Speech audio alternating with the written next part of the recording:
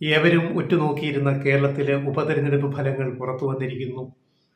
പല മാധ്യമങ്ങളും കഴിഞ്ഞ ദിവസങ്ങളിൽ പല വിലയിരുത്തലുകൾ നടത്തിയിട്ടുണ്ട്. ഞങ്ങൾ ഉൾപ്പെടെ ഊഹാപോഹങ്ങൾ, കണക്കുകൾ, വസ്തുതകൾ എന്നിങ്ങനെ വെച്ചിട്ട് പല വിലയിരുത്തലുകൾ നടത്തുമ്പോഴും അതിലെ ശരിയും തെറ്റും നമ്മൾ കാണുക, തെറ്റിനെ അംഗീകരിക്കുക, ശരിയെയും അംഗീകരിക്കുക, തെറ്റ് പറ്റിയത് എവിടെയാണ്, ശരിയായത് എവിടെയാണ് എന്ന് ഓരോരുത്തരും സ്വയം വിലയിരുത്തുക. ആ നിലയ്ക്ക് ഞങ്ങൾ പറയട്ടെ, ഞങ്ങൾ പറഞ്ഞ കാര്യങ്ങളിൽ ശരിയായ കാര്യങ്ങൾ വ്യക്തമായിട്ട് അതിൽ തന്നെ പറയാം.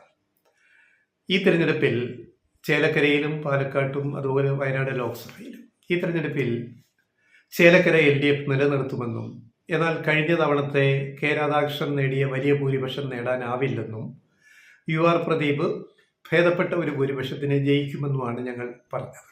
അത് വസ്തുതകൾ വെച്ചിട്ടാണ്, ഞങ്ങൾ ഡേറ്റ നോക്കിയിട്ടാണ് പറഞ്ഞത്. അതുപോലെ സംഭവിച്ചു. 12,000-ൽ പരം വോട്ടുകളുടെ ഭൂരിപക്ഷത്തിന് UR പ്രദീപ് ചേലക്കരയിൽ ജയിച്ചു. അവിടെ ഞങ്ങളുടെ വിലയിരുത്തലുകൾ ഏറെക്കുറെ ശരിയായി വന്നു.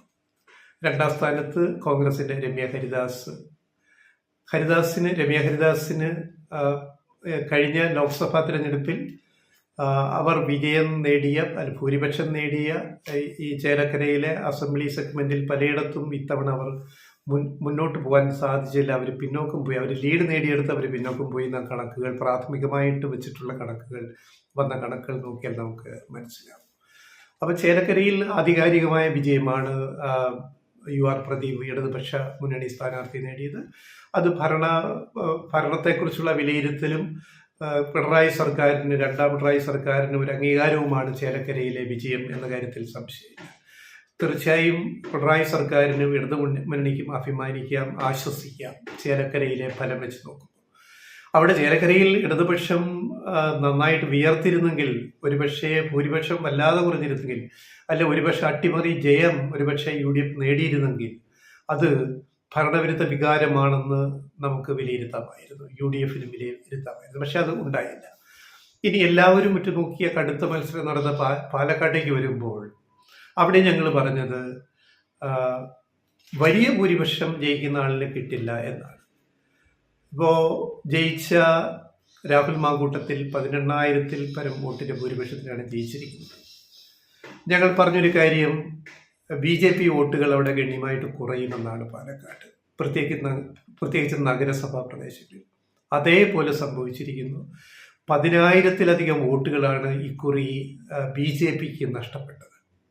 അതായത് കഴിഞ്ഞ തവണ BJP നേടിയതിനൊക്കെ അപേക്ഷിച്ച് 10,000-ലധികം വോട്ടുകൾ കുറഞ്ഞിരിക്കുന്നു. ഈ കുറഞ്ഞ വോട്ടുകൾ എവിടേക്ക് പോയി? അപ്പോൾ ഇതിൽ 4,000-ലധികം വോട്ടുകൾ കൂടുതലായിട്ട് രാഹുൽ മാങ്കൂട്ടത്തിന് കിട്ടിയിരിക്കുന്നു.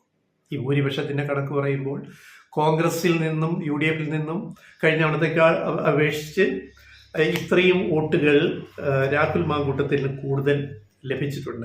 4,000-ൽ പരം വോട്ടുകൾ അധികം ലഭിച്ചു, 5,000-ന് താഴെയാണ്. അപ്പോൾ BJPക്ക് പാലക്കാട് 10,000-ലധികം വോട്ടുകൾ കുറഞ്ഞു. BJPക്ക് വൻ വോട്ട് ചോർച്ചയുണ്ടായി. അതിൻ്റെ കാരണങ്ങൾ BJP അന്വേഷിക്കുക. ഞങ്ങളുടെ വിലയിരുത്തലിൽ അത് പറഞ്ഞിരുന്നു. BJPക്ക് വോട്ട് കുറയുമെന്ന് ഞങ്ങൾ ഹെഡ്ലൈൻ കൊടുത്തു തന്നെ ഞങ്ങൾ വിലയിരുത്തൽ നടത്തിയതാണ്. അപ്പോൾ രാഹുൽ മാങ്കൂട്ടത്തിന് 18,840 വോട്ടിൻ്റെ ഭൂരിപക്ഷം അവിടെ ലഭിച്ചു. എടുത്തു പറയേണ്ടുന്ന കാര്യം, LDF നില മെച്ചപ്പെടുത്തി. കഴിഞ്ഞ അസംബ്ലി തെരഞ്ഞെടുപ്പിനെ അപേക്ഷിച്ച് ഇക്കുറി LDFും ഡോക്ടർ P സരിനിലൂടെ നില മെച്ചപ്പെടുത്തിയിരിക്കുന്നു. അതിൻ്റെ കൃത്യമായ കണക്ക് വന്നിട്ടുണ്ട്.